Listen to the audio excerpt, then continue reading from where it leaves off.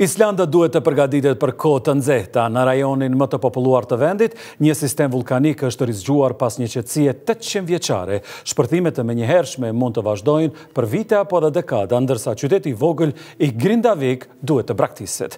Që nga vjeshta e kaluar rreth kësaj zone janë ndërtuar me kilometra mure mbrojtëse për të devijuar rrjedhat kërcënuese të lavës. Për vulkanologët, improvizimi i mureve është zgjidhje e shpejtë, por mungon një strategji afatgjate. Islanda është më e famshme për pejsazhet e saj si dritat e veriut, Laguna Blu, vulkanet, akullnajet dhe ujvarat, ndërsa njët edhe si toka e zjarrt dhe e akullt.